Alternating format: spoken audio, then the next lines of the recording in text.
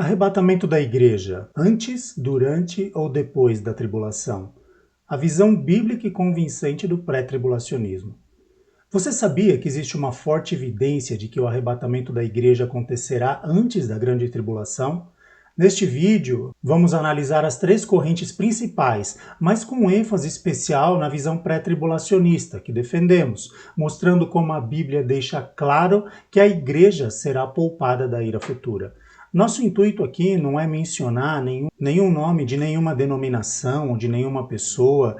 Fazemos esse vídeo com total respeito às pessoas que entendem de outra forma e também nós queremos ressalvar aqui que queremos que as pessoas continuem esse debate sobre esse assunto nos comentários, tá? Esse assunto ele não vai terminar no final do vídeo, eu tenho certeza, ele vai continuar nos comentários e que todos nós usemos aí de total respeito com as demais pessoas, respeitando os outros pontos de vista. Mas nós vamos deixar claro porque nós cremos numa visão pré-tribulacionista. A ideia desse vídeo, na verdade, é nós estarmos embasados na Bíblia.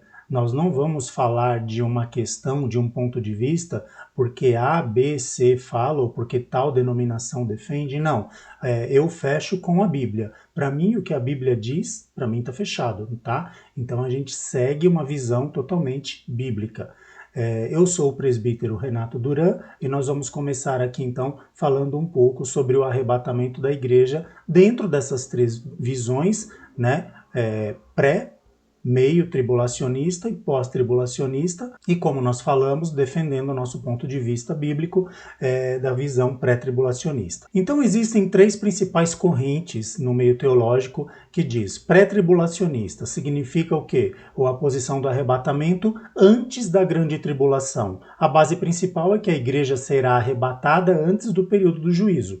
A visão tribulacionista, ou mid-tribulacionista, como alguns dizem, no meio da grande tribulação. Quer dizer, a tribulação, entre o período da tribulação e da grande tribulação, serão 7 anos, dividido em 3 anos e meio cada período. Segundo os tribulacionistas, ou os mid-tribulacionistas, a igreja seria arrebatada na metade desse período. Então ela passaria pela primeira parte, né, da tribulação, mas não sofreria a grande tribulação, que seria ali basicamente o juízo de Deus, o começo ali do derramamento das pragas, não é? E também tem a visão pós-tribulacionista, que é a visão que diz que a igreja será arrebatada no momento da segunda vinda de Jesus, né, que é aquela segunda vinda visível de Jesus. Portanto, a igreja passaria, né, segundo essa visão, por todo o período de tribulação. Por que nós defendemos um ponto de vista pré-tribulacionista? Vamos lá, vamos para a Bíblia, tá? Primeiro, a Bíblia ela tem promessas de livramento. Se a gente for olhar aqui, ó, eu vou ver alguns versículos aqui na Bíblia. Primeiro aos Tessalonicenses, versículo 1, capítulo 1, versículo 10, ó, olha o que diz.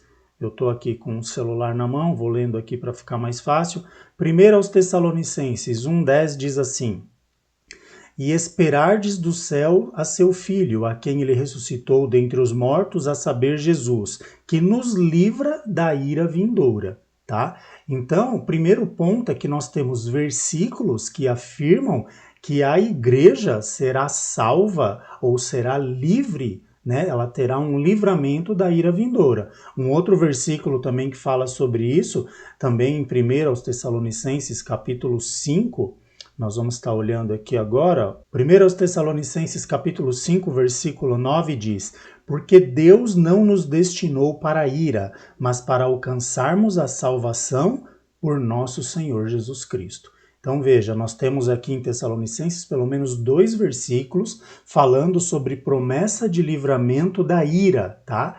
Então, como nós sabemos que a tribulação, e principalmente a grande tribulação, que compreende a segunda metade do período, né, dos 3 anos e meio, a segunda parte nos segundos 3 anos e meio do período da última semana de Daniel, onde será ali derramada a ira de Deus, né, que seria ali o momento do juízo, do castigo. Então, nós vemos aqui base para dizer que a igreja ela não foi destinada à ira. Então tem promessa de livramento para a igreja em relação à ira, tá? A grande tribulação é o período da ira de Deus, conforme Apocalipse 6,17, porque é vindo o grande dia da ira deles, e quem poderá subsistir? Se a igreja não foi destinada à ira, ela não estará presente nesse período. Nós entendemos dessa forma, baseado nos versículos que acabamos de citar, tá? Segundo ponto, natureza do arrebatamento como evento súbito e iminente. O arrebatamento da igreja ele é descrito como um rapto.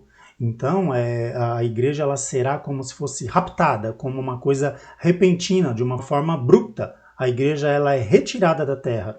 1 Coríntios, capítulo 15, nós observamos que 1 Coríntios, capítulo 15, versículos do 51 ao 52. Veja o que a Bíblia diz, ó. Eis aqui vos digo um mistério, nem todos dormiremos, mas todos seremos transformados. Num momento, num abrir e fechar de olhos ao som da última trombeta, porque a trombeta soará, e os mortos serão ressuscitados incorruptíveis, e nós seremos transformados. Porque é necessário que isto que é corruptível se revista da incorruptibilidade, o que isto que é mortal se revista da imortalidade. Ou seja, aqui a Bíblia está dizendo sobre um mistério, sobre um momento, como num abrir e fechar de olhos, que nós que estamos vivos seremos transformados e primeiros que já dormem em Cristo, os salvos, né, que já morreram, que já estão no paraíso, serão transformados, receberão um corpo incorruptível e nós que estamos vivos, na sequência também passaremos por essa transformação. Então veja que o arrebatamento aqui é algo que é iminente, é algo que vem assim de uma forma abrupta, tá? Então nós não vemos base para isso acontecer lá no final da grande tribulação, quando Jesus vem pela segunda vez, porque como se encaixaria todo esse texto naquele contexto? Primeiro que ali não cabe a questão do arrebatamento naquele contexto. Porque, veja bem, a Bíblia fala sobre um julgamento de Jesus. A Bíblia fala sobre Jesus ele levando a igreja, não é? E depois ali ele vai fazer um julgamento onde vai distribuir ali os galardões para a igreja. Como que isso aconteceria na segunda vinda?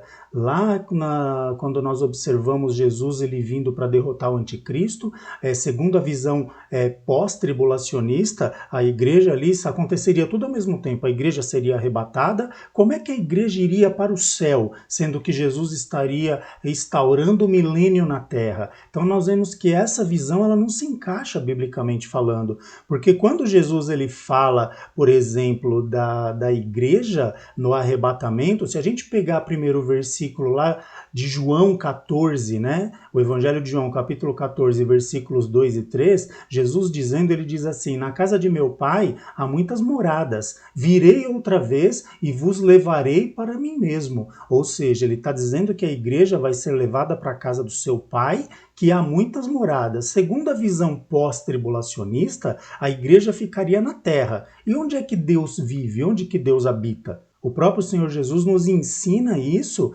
por exemplo, na oração do Pai Nosso.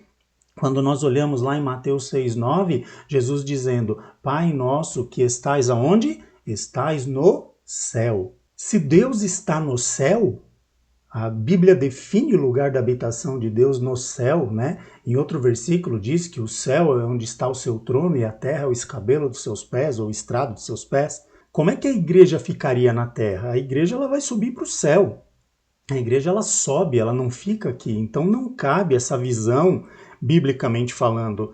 Nós vemos que o arrebatamento ele é apresentado por um evento súbito sem sinais prévios, o que é incompatível com o cenário pós ou meio tribulacionista, onde haveria sinais claros da tribulação em andamento. Então, é uma coisa que acontece de forma repentina, tá? Algumas pessoas defendem, não, porque Deus vai estar tratando com os santos, Deus vai estar estabelecendo juízo na última semana de Daniel.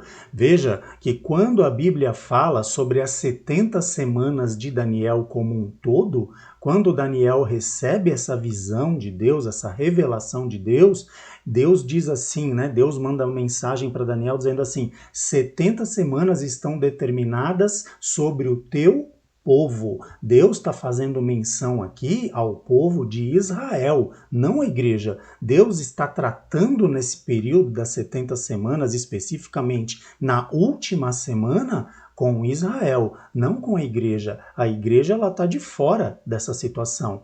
A igreja, como nós já apresentamos versículos aqui no começo, ela é isenta dessa ira. Deus mostra um livramento da ira. E nós vemos passagens que ratificam isso no Antigo Testamento, de dois grandes juízos de Deus que aconteceram, que Deus livrou pessoas desses juízos. O primeiro dele foi o caso do dilúvio. Deus ele determina um juízo sobre a terra e Deus livra Noé e a sua família.